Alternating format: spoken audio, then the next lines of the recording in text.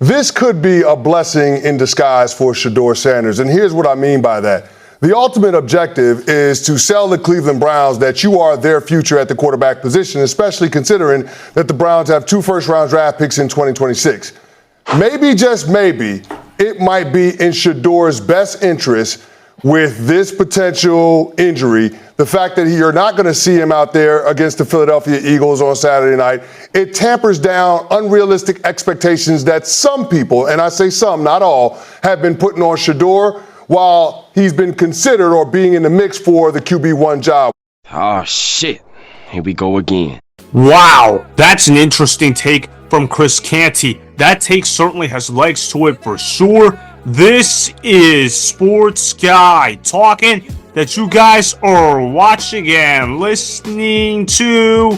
I am Dustin Tran, your host, as I am here today to talk about Shedeur Sanders not playing against the Eagles. Remember, Shedeur Sanders injured his oblique during training camp practice. Thus, he will not be able to play in the Browns' second preseason game against the Eagles. Instead, Dillon Gabriel is expected to get the start for the Browns in the second preseason game against the Eagles. Before I say anything else, though, I want to present you guys with a topic question. So, here it is. Will Shedeur Sanders benefit from not playing against the Eagles? I believe so. Shedeur Sanders currently has the upper hand in the quarterback competition. If we are talking about merit, Shedeur Sanders has already proven that he is a perfectly capable backup in the National Football League. Remember, Shedeur Sanders already got majority of the reps in the Browns' first preseason game. So in a way, this could be a blessing in disguise for the Cleveland Browns. Now, this gives them an extra opportunity to evaluate Kenny Pickett and Dillon Gabriel. Obviously, Dillon Gabriel is going to be going up first, and I'm assuming Kenny Pickett will be healthy enough to play against the Philadelphia Eagles. I don't believe those two guys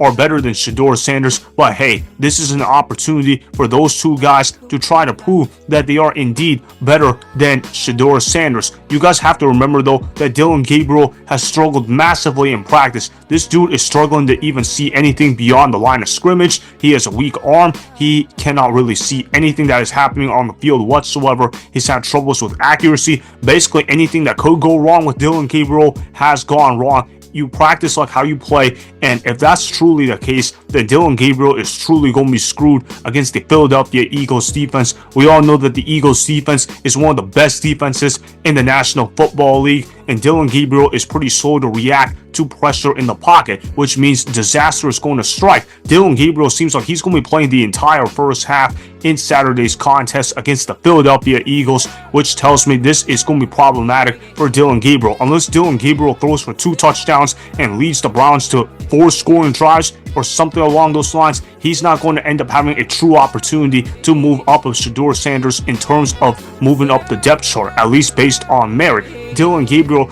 might be a good backup quarterback, but he's not going to be worth anything more than that. Shedeur Sanders has shown that he is capable of being a starting quarterback in the National Football League. Dillon Gabriel is going to be struggling against a better defense than what Shedeur Sanders was facing. Obviously, Shedeur Sanders got to face a pretty weak Panthers defense, and he took advantage of his opportunity, just like I told you guys last week. Dillon Gabriel, on the other hand, will be going up against a very powerful Eagles defense, and Dillon Gabriel is less talented than Shedeur Sanders, even though he was the higher drafted player. Everyone knows Shedeur Sanders is truly the better player. When you compare those two guys together, it's not a knock on Dillon Gabriel, it's how people feel about Shedeur Sanders. He really is that talented. Shedeur Sanders' talent is not the reason why he fell to the 5th round. The reason why Shedeur Sanders fell to the 5th round was because of character concerns. But Shedeur Sanders has behaved himself thus far in training camp, and he's been proven to be a great teammate. He's already shown that he can perform at a high level for the Cleveland Browns, just like he did in the Browns' first preseason game.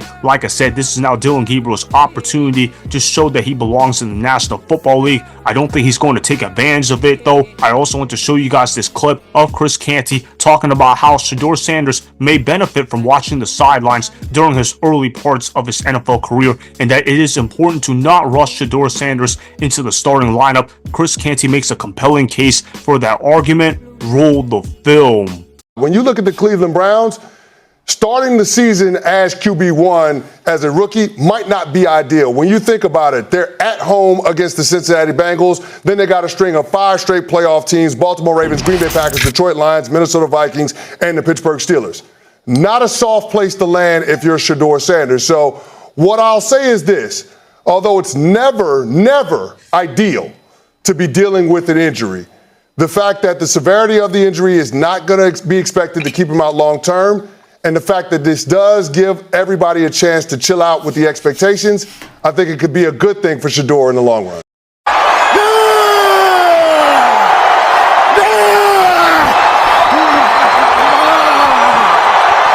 Agreed. This is why I like Chris Canty's takes about Shedeur Sanders. Even though Chris Canty can be a bit of a hot take artist more often than not on first take, he does bring up good takes from time to time, and this is one of them. Shedeur Sanders would most certainly benefit from not being rushed into the starting lineup. Obviously, injuring his oblique absolutely sucks. We all know that Shedeur Sanders wants to go out there on the football field at all costs, but obviously he's going to play this thing smart. He's not going to try to force himself to play injured and put bad tape out there, because everyone knows that if Shedeur Sanders puts out bad tape, everybody's going to blame Shedeur Sanders and say, why did he play with a oblique injury? Why is he trying to force the issue? So why not go ahead and make the other guys have to play if you're really injured, which is exactly what Shedeur Sanders is doing. Let's see what Kenny Pickett has. Let's see what Dillon Gabriel has. Let's see what Tyler Huntley has. Obviously, those 3 guys won't be better than Shedeur Sanders. I feel fully confident in saying that. So why not go ahead and let those guys play? Let's see what those guys are perfectly capable of. We all know that there are some folks in the Browns organization that would prefer seeing anybody but Shedeur Sanders step foot on an NFL field. I know that should not be the case for them, but that is also the reality of what the Cleveland Browns are going through. Obviously, their ownership has distanced themselves from the Shedeur Sanders pick, so there's already a divide in the organization. Shedeur Sanders is going to benefit from not playing in the Eagles preseason game, because now we won't get to see Shedeur Sanders' weakness against a top defense like the Philadelphia Eagles. The Philadelphia Eagles are excellent at getting to the quarterback, and Dillon Gabriel struggles with getting rid of the ball on time. He struggles with anticipation, which means he's going to struggle massively against the Philadelphia Eagles. And if Kenny Pickett comes into the game, expect him to struggle as well. The Eagles defense has already seen what Kenny Pickett was like during his 1 year on the Philadelphia Eagles. It's nothing to brag about. There's a reason why they felt better about Tanner McKee than they did about Kenny Pickett. Kenny Pickett is already a former first-round draft bust. He's not going to change that narrative in Cleveland. And as for Tyler Huntley, he's nothing more than a camp arm. So therefore, Shedeur Sanders is going to benefit from not playing against the Eagles defense. The best move for Shedeur Sanders right now is to just watch the other guys play quarterback for the Cleveland Browns, and if they struggle, well, then it's going to be pretty apparent that Shedeur Sanders elevated this Browns squad. Now, if those guys go ahead and show up against the Eagles defense, then kudos to them, but I just don't see that happening. Those guys are not good NFL quarterbacks. I don't expect that trend to change on Saturday against the Eagles. So that is why Shedeur Sanders will benefit from not playing against the Eagles, as I expect the other Browns quarterbacks to struggle massively against an elite Eagles defense. Remember, go ahead and subscribe to Sports Guy Talking. Like the video and please comment down below. If you guys do that, I may shout you guys out in my Instagram story every Monday. That will be for the @DustinNashTran Instagram account. Make sure to follow me on Instagram @DustinNashTran, and that's Sports Guy Talking. Also, go follow me on Twitter @DustinNashTran. Again, go ahead and do those things that I just told you guys to go do. Hopefully, you guys enjoyed the content that was just produced. Peace out. I hope you enjoyed that video. Want more Sports Guy Talking, the home of great sports content? Make sure you click that subscribe button to get the latest from Sports Guy Talking. Go ahead and like the video, comment down below, check the description box on the video in order to follow my Instagram and Twitter. Also, be sure to check out more of the best clips from the YouTube channel, Sports Guy Talking.